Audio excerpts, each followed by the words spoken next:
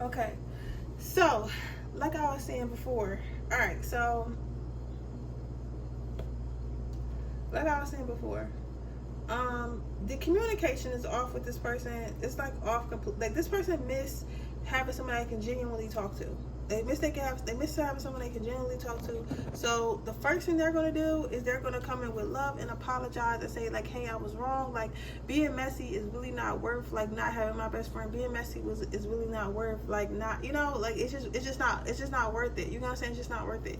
So because they know it's not worth it, they're going to just put their pride aside randomly and just try to reach out to you one day and be like, hey, like, do you want to hang out? Like, I miss you. Like, you were always my friend. You were always good to me. We were always like, you know, a great thing. So I feel like you should be expecting that pretty soon.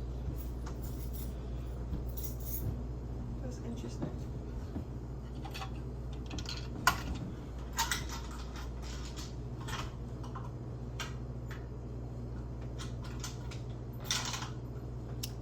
That's interesting. So, but yeah. So this person has perceived options.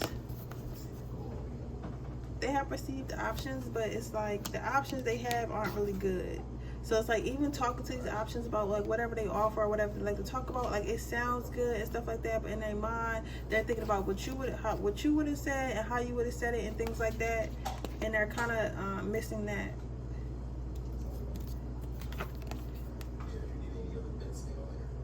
When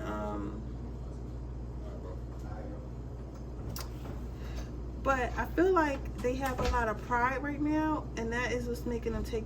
That's what's like kind of making them feel like, I don't really want to go back to that situation. And they feel like you want to cuss them out. I feel like maybe when you guys had the first initial disagreement, your first initial disagreement, it probably got a little heated. When I was with you for sure, it got a little heated, and they're thinking that, oh, you were wrong. Yes. Something about sex here, but I don't think that's like sex. I feel like you might have called them. So this could be somebody of the opposite sex, and you might have said something like, somebody got like, I don't know. I feel like, because I feel a male energy, and you might be like, oh, you a bitch. I feel like you probably said something like that. That's what it looks like. Yeah, you guys been friends for a long time. Alright, so let's see what advice that you have before I move on to pile number 3. Let's see what advice we have. Can you get some advice, Spirit? Can you get some advice? Oh, wait. So they don't want you to do anything. They just want you to wait. This person's going to come to you because this person has to learn. I want a fresh start with you. They need to learn. You need to make them start completely over. Like, don't just like, all right, you said sorry, let them back in. We could be friends again and stuff like that. No, make them earn their friendship again. Like, however y'all first started and stuff like that, go back to that. So, you know, like, maybe you can't confide in me as much as you did. Maybe the way you confide in me is not, you know,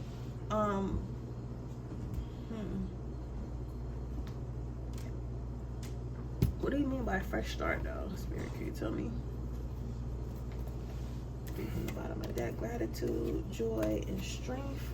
Yes, this person has to have the strength to apologize.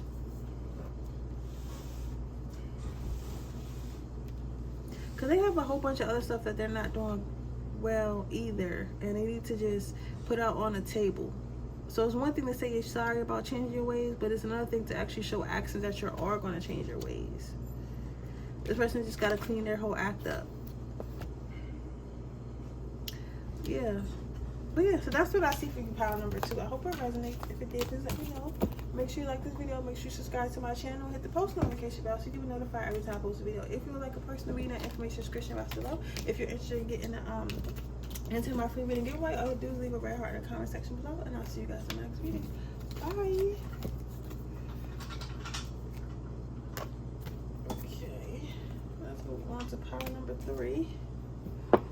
This is a random. I don't even know where I got some of these. So I know where I got the crystals, but some of these just be random that I pick up in places that I like. So we got the Nine of Wands.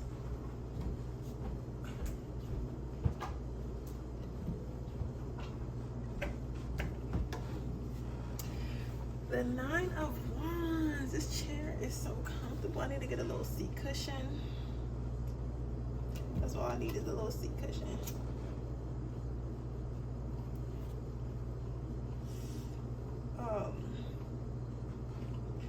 You got pumpkin head. You know what this reminds me of though? This reminds me of The Nightmare Before Christmas. For sure. So that could be significant for somebody. The Nightmare Before Christmas.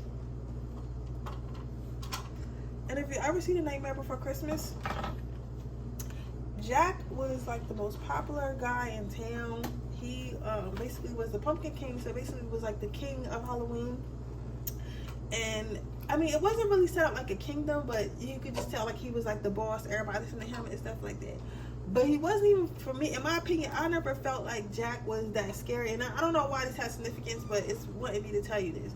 So I never felt like Jack was that scary, honestly. Like, I could see why he was a king, because he seemed like he always took care of business and handled business. But as far as him being the scariest man or the scariest creature or whatever in Halloween Town, I don't see that. You get what I'm saying? I feel like that thing that was under the stairs with the fingers was probably the scariest. You get what I'm saying? But and I feel like it was a lot of the scarier things in there. But I don't think it's always about being everybody being afraid of you, or everybody being I don't always think it's about everyone being afraid of you. Sometimes I feel like it's just, you know, everyone needs somebody they can look up to. And Jack was more somebody they can look up to than everybody would be scared of, even though he was quote unquote the scariest school, right? But anywho, in that movie, Jack, he was he had a very much one-track mind. Whatever Jack felt like he wanted to do, Jack was just focused on that. You really couldn't tell Jack nothing. I can't remember her name. I want to say it was Holly, but I don't think it was Holly. The ragdoll girl, I cannot. Sally was her name. So Sally even had a vision in that movie that the thing that Jack trying to take over Christmas which was somewhere he did not belong. He was trying so hard to be somewhere he didn't belong because he thought it was cool without even knowing the extent of it. You get what I'm saying? He just wanted something different because he was unhappy with himself. So instead of changing his own world to make it more happier for himself, he decided to take over somebody else's world. You get what I'm saying? Because if you wasn't happy, you felt like it's the same thing every year with Halloween and shit like that. Why didn't you just make a different type of Halloween, or just, you know, just celebrate it differently? But to take over somebody's holiday and not even know about it is just like dangerous in general. And even after she told him that it wasn't gonna work out, he still decided to go ahead and do it. The whole time in the whole movie, everyone was looking at Jack and they was like, and I don't know, this is describing me a person, I don't know why, but like everybody was looking at Jack and they was telling him like, bro, like this is not, I don't know what this is, like you shouldn't be, like none of this looks, none of this feels right, none of this is right, like what are we doing? You get what I'm saying? But we're gonna follow you because we always looked up to you before and we never questioned you before. Your person is probably a person of authority, probably has people around who do not question them. You get what I'm saying? And I feel like they spend most of their time trying to obtain some type of fame, monetary value, or some type of success. They spend a lot of time doing that, and they're never able to come home. I feel like this in the back, this castle, like this old rickety house, whatever it is, feels very warm, very inviting, so it reminds me of a home. So I feel like this person just hasn't been able to come home because they're so focused on their success. This person, and then the next person you have is get centered. It's like they're doing so much, but even when they're doing so much, they're always like thinking about you while they're doing it so much. Because in her head, like usually her hands are everywhere and stuff like that, and she seems like she got like so much going on, which she does have a lot going on, but at the same time, like she seems like in her mind you can see that she's still. So this is telling me that this person is actually having thoughts of you while they're doing this work, but they're just not doing nothing about it. This person does spy on you sometimes, does like want to see what you're doing and stuff like that. They feel like you're enjoying life, you're having a little bit too much fun, but they're not having fun at all. But they're not having fun because they're being stubborn. They're not having fun because they can't have fun. They're being stubborn and they're not trying to allow themselves any love. But you are doing what you're supposed to do. You're minding your fucking business, because what else would you be doing?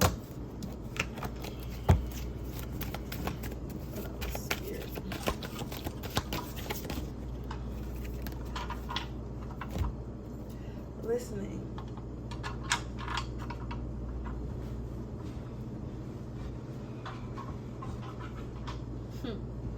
This is funny. I feel like this person, I don't know if they're older than you, or like you guys come from different classes or different like lifestyles or whatever, but they perceive you to be small, but not small like in a negative way, but like okay, because let's think about it. Okay, so Sally, back to Nightmare Before Christmas, because this is like so significant for this pile, like I'm telling you.